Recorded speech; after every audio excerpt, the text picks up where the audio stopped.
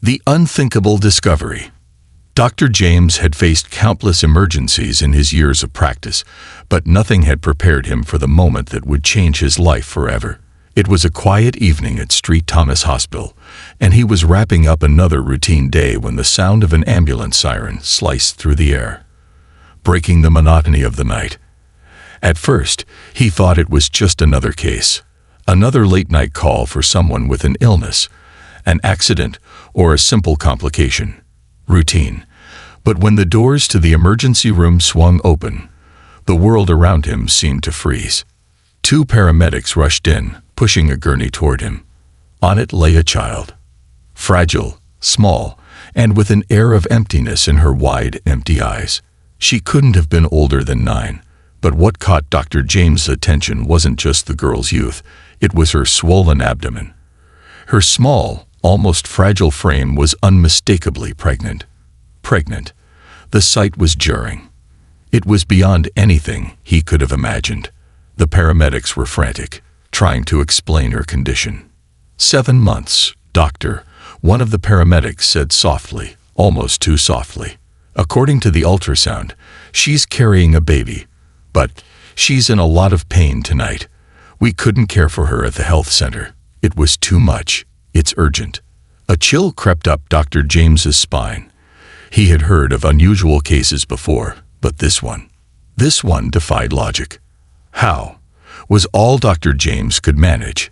His voice trembled slightly, caught in disbelief. How could a child, no older than a few years of a schoolyard life, be pregnant? Her name is Sophia Carter, the grandmother said, standing beside the gurney, her voice breaking as she squeezed the girl's hand. Please help her, doctor. I don't know what's going on. I'm scared. Her tears came quickly, catching Dr. James off guard. The weight of the situation pressed down on him as he quickly turned to assess the girl. There was more going on here than met the eye. He couldn't dismiss the unease growing inside him. He needed answers. The world as he knew it was unraveling before him, and he had no choice but to dive in, head first. He motioned for the paramedics to take Sophia to the examination room while he spoke to the grandmother. Let me speak with her first, Dr. James said, trying to calm the woman. I don't know what happened to her, doctor, the grandmother whispered, but I swear on my life she's been through something that I cannot even explain. She's been so quiet, so withdrawn. And now, this. Dr. James nodded, trying to remain composed. The grandmother's trembling hands gripped his arm tightly, and for a fleeting moment, he thought he might be holding her up more than anything else. After a few moments of comforting the elderly woman, Dr. James walked into the examination room, feeling the weight of what he was about to uncover. Sophia lay on the gurney, her small body wrapped in a hospital gown. The girl didn't acknowledge him at first, her eyes vacant, lost in something Dr. James couldn't decipher. He sat beside her, trying to keep his presence non-threatening, trying to establish a sense of normalcy in what had become anything but normal. Hi, Sophia, he said gently. My name is Dr. James. I'm here to help you, okay? He offered her a reassuring smile, one that he hoped would reach her despite the weight of the circumstances. Sophia turned to him, her gaze distant but sharp. And then, in a voice so quiet, he almost couldn't hear it, she spoke. It's not my mom's fault, she whispered, her words barely audible, but piercing enough to send a shudder through Dr. James's body. He felt his breath catch in his throat, his mind racing to make sense of the statement. Her mother. What was she talking about? What did this have to do with anything? Dr. James stayed silent, unsure how to respond. He simply watched as Sophia's eyes welled with tears, her tiny body shaking, though she said nothing more. The atmosphere in the room seemed to thicken, and Dr. James couldn't ignore the undeniable feeling that something much darker was at play here. Something hidden, perhaps even too painful for the young girl to share. He knew then that the simple question of how wasn't the only one that needed answering. He had to get to the root of this. But more than anything, he had to do it carefully. His mind kept replaying her words. It's not my mom's fault. What did she mean by that? It was clear that whatever the truth was, it was tangled in layers far deeper than he had anticipated. But now, there was no turning back. The puzzle had already begun. The weight of silence. Dr. James felt a knot in his stomach as he watched Sophia's tear-filled eyes. She looked so small, so fragile, yet she carried the weight of a burden no child should ever have to bear. The room was quiet, save for the sound of Sophia's soft sobs and the faint hum of hospital equipment. His mind raced with questions, but he knew better than to overwhelm her with them. Pressuring her now could push her further into herself, away from the truth. Sophia didn't speak again. She simply stared ahead, her eyes glazed, as if the world around her didn't exist. The quiet anguish in her gaze was palpable. Dr. James stood up slowly, careful not to make any sudden moves, and he approached the nurse standing at the side of the room. "I need an ultrasound," Dr. James said, his voice steady but laced with urgency. "We need to check on the baby, and we need to make sure Sophia is physically stable. Make sure she's not in immediate danger." The nurse nodded and hurried off to prepare the equipment. Dr. James glanced back at Sophia. She was no longer crying, but there was still an undeniable sadness in her eyes. She seemed to be somewhere far away, lost in her thoughts. As the nurse worked swiftly to set up the ultrasound, Dr. James sat back down, his eyes never leaving Sophia. What had happened to this child? What kind of life had she been living? And more importantly, who was responsible for putting her in this situation? Before he could dwell further on those thoughts, the nurse returned with the equipment. They positioned the device on Sophia's swollen abdomen, and for a few moments, the only sound in the room was the faint whir of the ultrasound machine. Dr. James watched the screen carefully as the images flickered to life. There on the screen was the unmistakable sight of a growing baby. It was small, delicate, but unmistakably human. Dr. James felt his heart race. He had suspected it from the moment he saw her, but seeing the baby on the screen made it all the more real. There was no denying it now. A 9-year-old girl, so small and fragile, was pregnant. The nurse stayed quiet, knowing the weight of the situation. Dr. James leaned in, his mind working through the possibilities. This was unlike anything he had ever encountered. He couldn't even begin to imagine how Sophia had gotten into this situation. But one thing was clear. This was something far more complicated than a medical mystery. "She's stable for now," the nurse finally said, breaking the silence. "Both she and the baby are doing well physically, but we need to keep a close eye on her. The situation is unusual, to say the least." Dr. James nodded slowly, his mind still processing the gravity of the moment. Sophia had barely spoken, yet her drawing, her words, "It's not my mom's fault," had revealed more than he realized. He needed to find out the truth. But that meant gaining her trust, and that wouldn't be easy. Once the ultrasound was completed, Sophia remained quiet, her gaze fixed on the ceiling. Dr. James knew he couldn't push her too hard. He needed to proceed gently, step by step, if he was going to break through the layers of pain and fear she had buried deep inside. The nurse left the room, leaving Dr. James alone with Sophia. He sat quietly for a moment, just watching her. It was almost as if she was disconnected from reality, locked in a world of her own. Her hands, once trembling, now rested by her sides, motionless. Her expression, while empty, was also filled with an indescribable sadness. She looked as though she had seen things no child should have to see. "Anna," Dr. James said softly, using her name for the first time in the conversation. "You can talk to me, you know. I'm here to listen. You don't have to be afraid." For a moment, he thought she might say something, but she remained silent. Instead, she looked up at him, her eyes searching his face for something, some glimmer of hope. It was as though she was trying to decide if she could trust him with the deepest part of her story. "Whatever happened," Dr. James continued, his voice gentle, "I want to help you. And I won't let anything happen to you or your baby. You're safe here." Sophia's lips trembled, and just when Dr. James thought she might speak, her eyes shifted toward the window, as though she could see something beyond the sterile walls of the hospital room. "Who did this to you, Anna?" he asked quietly, not pushing, but merely trying to understand. "I promise you, you're not alone." Her eyes flickered back to him, and for a moment he thought she might answer. But instead, her voice broke the silence again. "He said he would take care of me," she whispered. "He said it would be okay." Dr. James felt the weight of her words settle on his shoulders like a heavy burden. "He said he would take care of me." It wasn't just a child's plea for comfort. It was a cry for help. A cry from someone who had been failed by the very people who were supposed to protect her. Dr. James sat in stunned silence for a moment, his mind racing. Who was he? What had happened to Sophia? His questions flooded his mind, each more urgent than the last.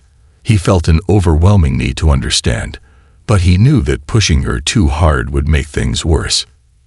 He needed to proceed with care, as if he were handling a fragile piece of glass that might shatter with the wrong move. Dr. James was about to ask more when he was interrupted by a soft knock on the door. The grandmother stood in the doorway, her face pale and tear-streaked. "Doctor," she said, her voice breaking. "Please, she's my granddaughter. I don't know what happened. I don't know who did this to her. Please, tell me she'll be okay." Dr. James stood up, feeling the weight of her gaze. He didn't have the answers yet. He didn't know how to make any promises, but he couldn't give up. Not when Sophia had been through so much. He couldn't allow her to be lost in silence. "We'll do everything we can," he said quietly, his voice steady. "We'll help her. I promise." But even as he spoke those words, he knew there was more to this story than anyone could imagine. The truth was out there. It was just a matter of finding it. Uncovering the truth. Dr. James stood there in the dimly lit hallway, watching as Sophia's grandmother, Anna, slowly sank into the chair beside him. Her eyes were filled with a mix of exhaustion and despair, her wrinkled hands tightly clutching the edge of her dress, as if she were trying to hold onto something. Anything, in this whirlwind of confusion. His own thoughts were tangled in the storm of questions swirling in his mind, but there was one thing he knew for certain. He could not let this go. He had to uncover the truth for Sophia. She deserved that much. The truth, however, was a slippery thing. Every time he thought he had a handle on it, it seemed to slip away. "He said he would take care of me." Those words echoed in Dr. James's mind, a haunting refrain that kept pulling him deeper into the mystery. Who was he? Dr. James thought. Was this some twisted misunderstanding? Or was something far darker at play here? With a heavy sigh, he turned to face Anna. Her eyes met his, filled with a silent plea for answers, but she remained quiet. Perhaps like him, she was struggling to put together the pieces of this puzzle. He had seen pain before, but this was different. This was a deep, quiet despair that threatened to break her. "Anna," Dr. James said gently, sitting down beside her. "I need to know more about Sophia's life before this happened. I know this is difficult, but it will help her heal if we understand everything. Can you tell me about her, how she was before any of this started?" Anna's gaze shifted downward, and for a moment, Dr. James thought she might not answer. Then, as if the weight of his question had unlocked something in her, she began to speak in a quiet, broken voice. "Sophia." She paused, her eyes growing distant, as though searching her memories for a time when things were simpler. She was always such a sweet child, always helping around the house, playing with the other kids in the neighborhood, a little shy, but full of life. She never caused trouble, always eager to help me in the garden or with the cooking. Dr. James listened intently, his mind racing as he absorbed every word. He could tell from Anna's tone that the girl had been well loved and well cared for. This wasn't the story of neglect or abuse that he had feared, but still there was something missing, something that didn't fit. "And when did this change happen?" Dr. James asked, his voice gentle but probing. When did you notice Sophia's behavior changing? Was there a specific moment when you realized something was wrong? Anna's eyes grew distant, the pain of the question evident on her face.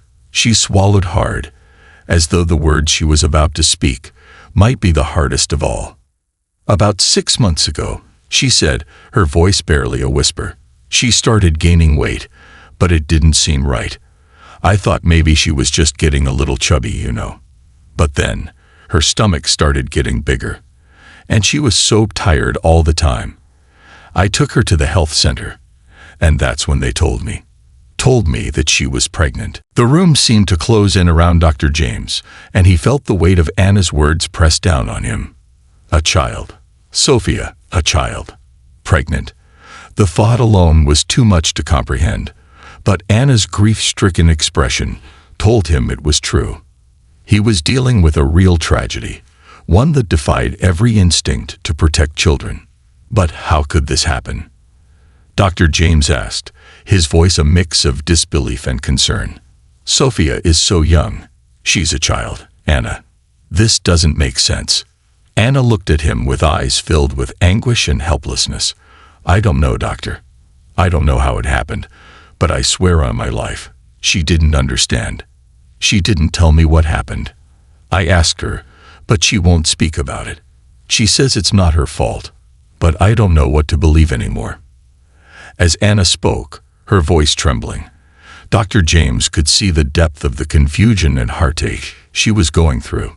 Sophia's silence, her refusal to speak about the pregnancy, only made this situation even more difficult.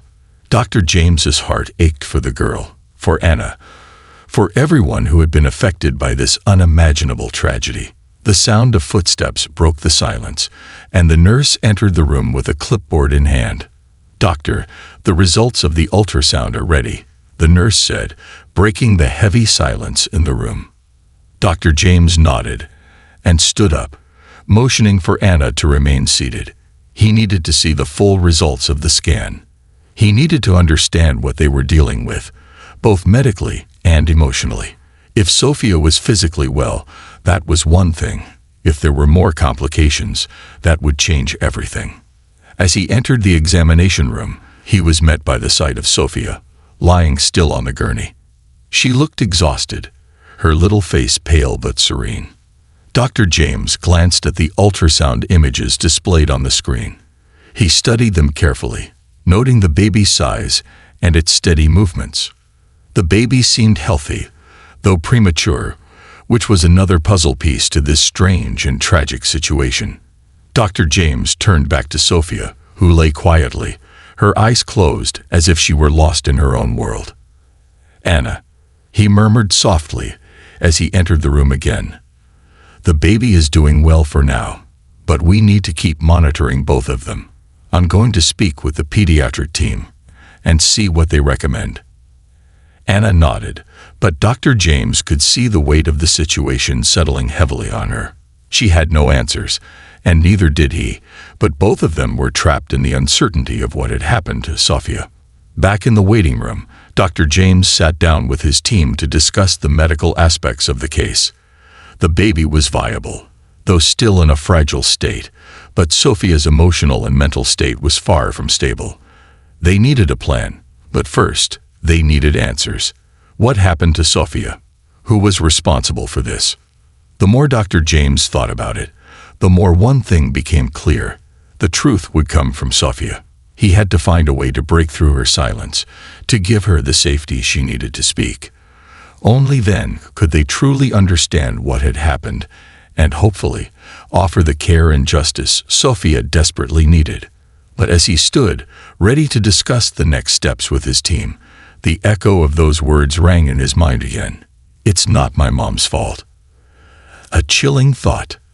There was more to this than anyone knew, and the path ahead would not be easy. But Dr. James wasn't one to back down from a challenge, especially not when it came to helping a child in need. He would get the answers. He had to. The shocking truth unveiled. Dr. James walked back to the examination room, his heart heavy with the weight of everything he had learned, and everything still left to uncover. His mind replayed Sophia's words over and over, trying to piece together the fragments of her silence, the cryptic drawing and her cryptic statement. "It's not my mom's fault." That phrase haunted him, clawing at him with an intensity that was hard to shake off. The room was quiet when he entered, the soft sound of the machines and the slow rise and fall of Sophia's breath filling the silence. She was still there, sitting on the gurney, her eyes unfocused, staring at the ceiling as if trying to escape into some other place, some place far away from the terrifying reality she had been thrust into. It hurt him to see her so lost, so fragile. And yet, in that small, fragile body, she carried a secret, a truth that no one was ready to face. Sophia didn't look at him when he entered the room, but he could feel her presence, a quiet plea for understanding. He approached carefully, sitting beside her and maintaining a gentle distance, not wanting to startle her. He had learned by now that she didn't respond well to direct questioning, but he had to try. "Sophia," Dr. James said softly, "I know you're scared, and I know that you're carrying a burden that's too heavy for a child to bear. But I want you to know something. You don't have to carry it alone anymore." Sophia shifted slightly, her eyes still focused on the ceiling. Her small hands gripped the edge of the gurney tightly, as if she was trying to hold herself together. Dr. James could see the deep conflict in her. There was so much she wanted to say, so much she needed to express, but something was holding her back. "I can't tell you what happened," she whispered suddenly, her voice barely audible. It was the first time she had spoken to him directly since her arrival. He said, I couldn't say anything." Dr. James felt a pang of sorrow shoot through him. He said. The question burned in his mind. But he couldn't press her yet. Sophia was on the edge, and he couldn't afford to push her too hard. "Sophia, you don't have to tell me everything right now," he said gently. "But just know that you're safe here. You can tell me, whenever you're ready. We can help you." There was a long pause. Dr. James held his breath, waiting, but nothing came.